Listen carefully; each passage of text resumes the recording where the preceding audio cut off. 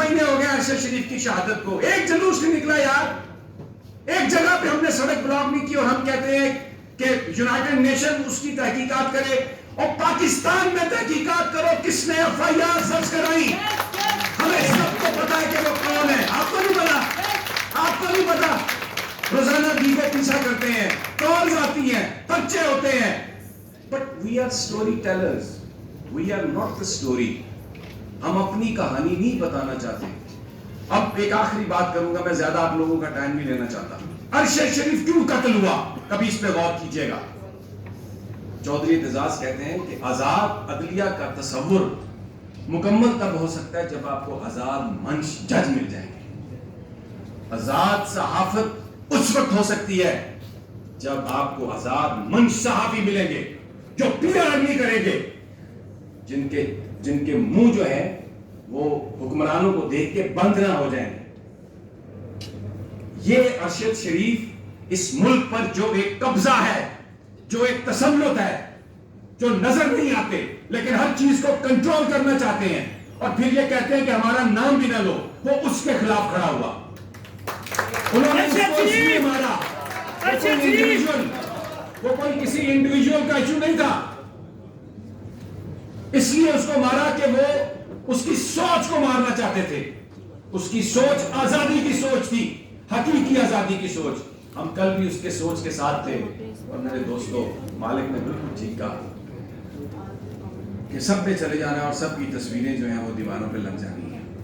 ہم بھی اپنی زندگی بہت گزار چکے ہیں، پتہ نہیں کون سا دن آخری ہے۔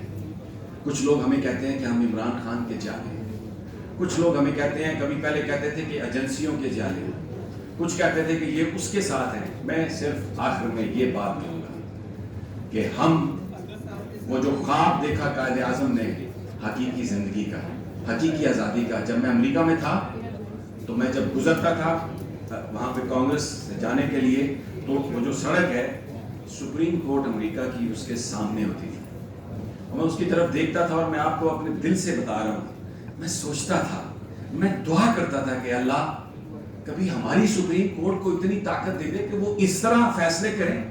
یہاں پر جو انسانوں کا قتل عام ہو رہا ہے پاکستان میں، اس کے اوپر کوئی بولے۔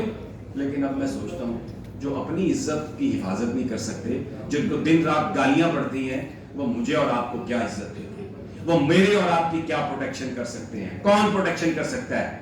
آپ اور میں۔ اختلاف ختم کریں، منافقت ختم کریں، اور آج عہد کریں کہ جس نے ارشد شریف کو قتل کیا، اس کی سوچ کو قتل کرنے کی کوشش کی، سب سے پہلے جو پہلا ہمارا قدم ہونا چاہیے، اس کی ماں جن کو ایف آئی آر میں نامینیٹ کرنا چاہتی ہے، وہ ایف آئی آر تو درج کرا لو۔ وزیر اعظم کو یہ کہو کہ ایف آئی آر درج کرو، ان لوگوں کو شامل تفتیش کرو۔ نہیں چاہیے ہمیں یونائیٹڈ نیشن، ہمیں یونائیٹڈ نیشن بھی کیا ہے، وہ بھی ایک پتہ نہیں کس کا سٹوج ہے۔